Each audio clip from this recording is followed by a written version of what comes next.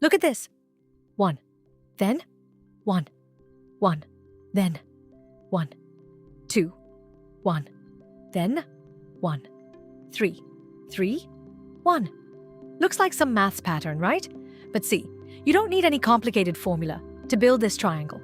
Every new row can be created using the row just above it. So the real question is, how? First, just look at the edges. Every row starts with 1, and every row ends with 1. Simple. Now, what about the numbers in the middle?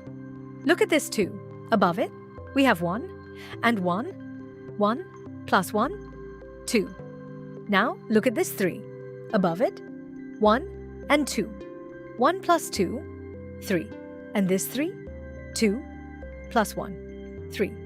See the pattern? Every middle value comes from adding the two numbers directly above it. That's all. No complicated maths. Just use the previous row to build the next row. Okay, now you try. Suppose num_rows is 5. We already have row 1, 1, row 2, 1, 1, row 3, 1, 2, 1, and row 4, 1, 3, 3, 1. Now tell me, what should row 5 look like? Remember, first number, 1, last number, also 1. For everything in between, use the previous row. Think about it.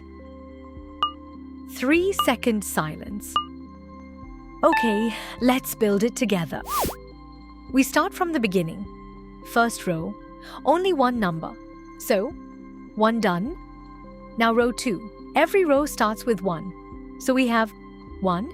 And because this row has only 2 positions, the last value is also 1. So, 1, 1 done. Now row 3, start with 1. 1. We need one middle value. Look at the previous row. 1, 1. Take the first one plus the second one. 1 plus 1, 2. So now, 1, 2, and the row ends with 1. So row 3 becomes 1, 2, 1 done. Right. Now row 4, start with 1. 1, first middle value. Look at 1 and 2, 1 plus 2, 3. So now, 1, 3. Next position, look at 2 and 1, 2 plus 1, 3. Now, 1, 3, 3. And finally, 1. So row 4 is 1, 3, 3, 1, done. Now row 5, take it slowly. Start with 1. 1. First middle value. Look at the previous row. 1, 3, 3, 1. Take 1 and 3. 1 plus 3. 4. So now new 1, 4. Move 1 position ahead. 3 plus 3. 6. Now we have 1, 4, 6. Move again. 3 plus 1. 4. Now 1, 4, 6, 4. And finally, add the last one. So row 5 becomes 1, 4, 6, 4, 1. Done. See what happened? Every time, we used the previous row.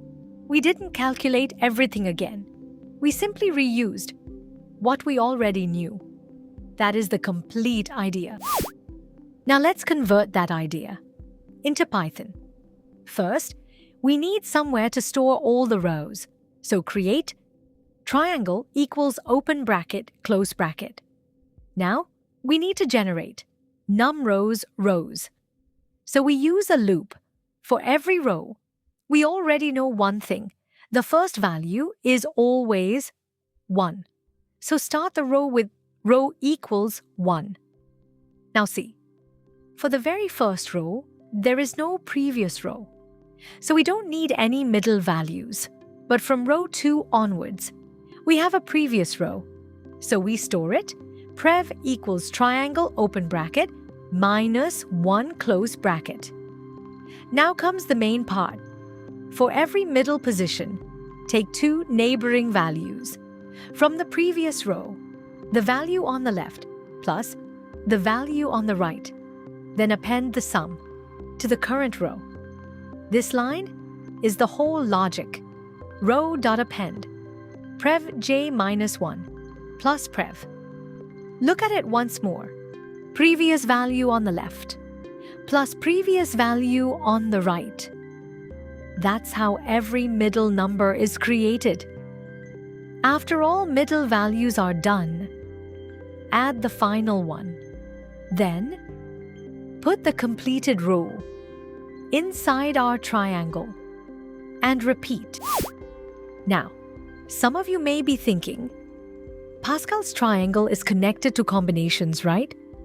So, can we calculate every value using NCR? Yes, we can.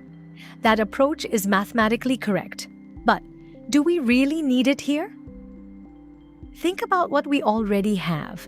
When we are creating a new row, the previous row is already available, and that previous row already contains all the information we need. So using factorials or calculating combinations again would make the solution more complicated. For this problem, the simpler idea is stronger. Use what you already calculated. Build the next row from the previous row. That's exactly what the problem is asking us to do. Now let's talk about complexity. Row 1 has 1 value, row 2 has 2 values, row 3 has 3 values, and this keeps growing. So across n row, we create roughly 1 plus 2 plus 3 all the way up to n. That grows like n squared. So time complexity, O of n squared. Now, can we make it O of n? No. And here's the reason. The answer itself contains roughly O of n squared values. We have to create those values before we can return them. So O of n squared is completely fine here. And for space, we are storing the whole triangle. So output space is also O of n squared. Now remember the actual pattern, not Pascal's triangle. The deeper pattern, when your current result depends on the previous result. Ask yourself, can I reuse the previous state to build the next state? Here, the answer is yes. Previous row creates the next row. That's it. Practice next. Try these 3. 1. Pascal's triangle 2. LeetCode 119.2. Fibonacci number, LeetCode 509.3. Climbing stairs, LeetCode 70. While solving them, keep asking one question. What information from the previous step can I reuse?